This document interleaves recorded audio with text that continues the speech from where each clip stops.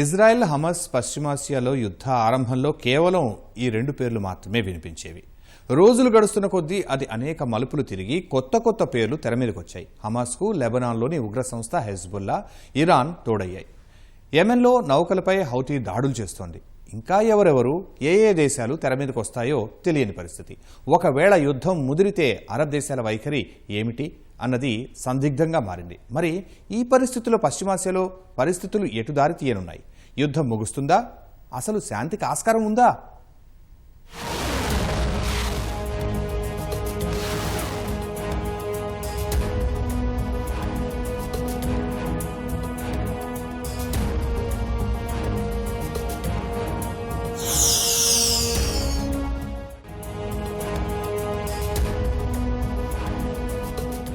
రెండు వర్గాలది పంతమే. మొండిపట్టులో ఎవరూ ఎవరికీ తీసిపోని పరిస్థితి.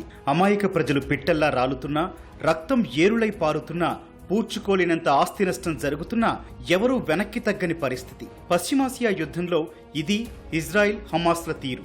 వీరి మొండిపట్టు ఇలా ఉంటే యుద్ధంలోకి హమాస్ తరపున అడపాదడపా దాడులు చేస్తూ వచ్చిన లెబనాన్లోని హెజ్బుల్లా దూకుడు పెంచింది. ఇటీవలి కాలం వరకు ఇజ్రాయిల్ హమాస్ మధ్య ప్రధాన పోరు సాగగా ఇప్పుడది ఇజ్రాయిల్ హెజ్బుల్లా మధ్య యుద్ధంగా మారింది. ఇజ్రాయిల్ గాజాలో హమాస్ పై పోరాటం చేస్తూనే హెజ్బుల్లాతోనూ తలపడుతోంది. అటు ఎర్ర సముద్రంలో యెమెన్ కేంద్రంగా పనిచేసే హౌతీ తిరుగుబాటుదారులు సరకు రవాణా నౌకలపై ఇటీవల తరచూ దాడులు చేస్తున్నారు. ఈ నేపథ్యంలో పశ్చిమాసియాలో ఒక్కసారిగా పెరిగిన ఉద్రిక్తతలు ఎటు దారి తీస్తాయో అని సర్వత్రా ఆందోళన వ్యక్తమవుతోంది.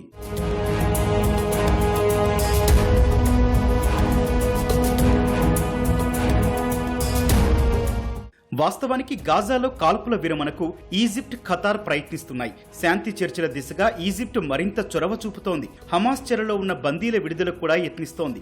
ఈ తరుణంలోనే ఇజ్రాయెల్ హెజ్బుల్లా మధ్య పోరాటం ప్రారంభమై కాల్పుల విరమణ ప్రయత్నాలపై నీళ్లు చల్లినట్లయింది. శాంతి చర్చల కోసం అమెరికా నిఘా సంస్థ CIA director William burns, Israel నిఘా సంస్థ మొసాద్ చీఫ్ డేవిడ్ బర్నియా సహా ఈజిప్ట్, ఖతార్ మధ్యవర్తులు ఈజిప్ట్ రాజధాని కైరోలో మకాం వేశారు. ఈ నెల 22 నుంచి ఆదివారం వరకు చర్చలు జరిపారు. హమాస్ ప్రతినిధులు ఈ చర్చల్లో పాల్గొనలేదు. చర్చల సారాంశాన్ని ఈజిప్ట్, ఖతార్ మధ్యవర్తులు హమాస్ కు వివరిస్తూ వచ్చారు. ఈ చర్చలు సాగుతూ ఉండగానే అంతలోనే ఆదివారం ఇజ్రాయెల్ హెజ్బుల్లా మధ్య దాడులు జరిగి ఉద్రిక్తతలు పెరిగాయి. ఈ నేపథ్యంలోనే శాంతి చర్చలు ముందుకు సాగడం అనుమానంగా మారింది. అమెరికా అధికారులు కూడా శాంతి చర్చలు తాత్కాలికంగా ఆగిపోయినట్లే అని స్పష్టం చేశారు. అయితే రాబోయే రోజుల్లో కింది స్థాయిలో చర్చలు జరుగుతాయని తెలిపారు.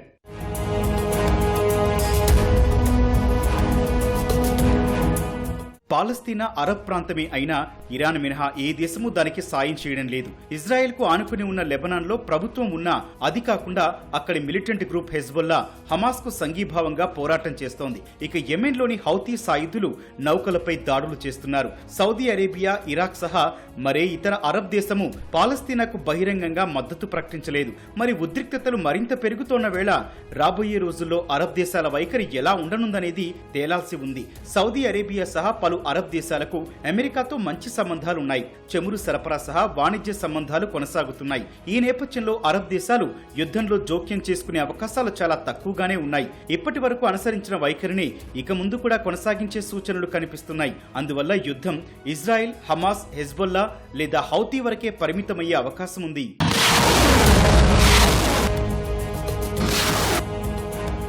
పశ్చిమాసియాలో గతేడాది అక్టోబర్ 7న హమాస్ ఇజ్రాయెల్ పై దాడి జరిపి బందీలను అపహరించడంతో ప్రారంభమైన యుద్ధంలో ఇప్పటి వరకు దాదాపు 40,000 మంది మరణించారు. అంతకు మించి క్షతగాత్రులయ్యారు. లెక్కకు మిక్కిలి ఆస్తి నష్టం జరిగింది. గాజాలో ఎటు చూసినా శిథిల భవనాలే. ఆహారం, మంచినీరు, మందులు దొరక్క తీవ్ర మానవతా సంక్షోభం ఏర్పడింది. ప్రజలంతా చెల్లాచెదురయ్యారు. ఒకవేళ యుద్ధం ఆగినా పాలస్తీనా సమీప భవిష్యత్తులో కోలుకునే పరిస్థితి కనిపించడం లేదు. అటు నిరంతరాయంగా చేస్తున్న యుద్ధంతో ఇజ్రాయెల్ ఆర్థిక వ్యవస్థ కూడా దెబ్బతింటోంది. ఆయుధాల కోసం చేస్తోన్న ఖర్చుతో ఖజానా క్రమంగా ఖాళీ అవుతోంది. ఉద్రిక్తతల కారణంగా తరచూ ఇజ్రాయెల్ విమాన సర్వీసులు రద్దు కావడం, పర్యాటకుల సంఖ్య తగ్గిపోతూ ఉండడంతో ఇజ్రాయెల్ ఆర్థిక వ్యవస్థపై ప్రభావం పడుతోంది. విలాసవంతమైన హోటళ్లు సగం ఖాళీగా కనిపిస్తున్నాయి. చిరు సంస్థల వ్యాపారాలు సన్నగిల్లాయి. ఇరాన్ నౌకాశ్రయాల్లో షిప్పింగ్ వ్యాపారం ఈ ఏడాది మొదటి 6 నెలల్లో 16% తగ్గింది. ప్రపంచంలో తిరుగులేని ఆయుధ శక్తితో ఆర్థికంగా వైభవాన్ని అనుభవించిన ఇజ్రాయెల్ కు యుద్ధం వల్ల తలెత్తిన దుస్థితి ఇది. అయితే ఇజ్రాయెల్ ప్రధాని నెతన్యాహు మాత్రం ఆర్థిక నష్టం తాత్కాలికమే అని అంటున్నారు.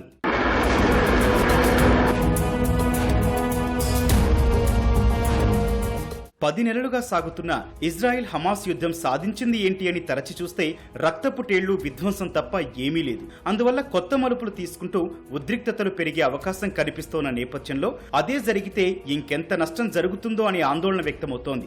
యుద్ధం ఇక్కడితో ఆగితేనే పశ్చిమాసియాతో పాటు యావత్ ప్రపంచ శాంతికి మంచిది. అందుకోసం అగ్రరాజ్యం అమెరికా సహా ప్రపంచ దేశాలు తమ ప్రయత్నాలు నిరంతరం కొనసాగించాలి. అమాయక ప్రజల ప్రాణాలు, జరుగుతోన్న ఆర్థిక నష్టాన్ని చూసైనా ఇజ్రాయెల్, హమాస్, హెజ్బొల్లా కూడా స్వీయ నియంత్రణ పాటించి యుద్ధానికి స్వస్తి పలకాలి, శాంతికి బాటలు వేయాలి.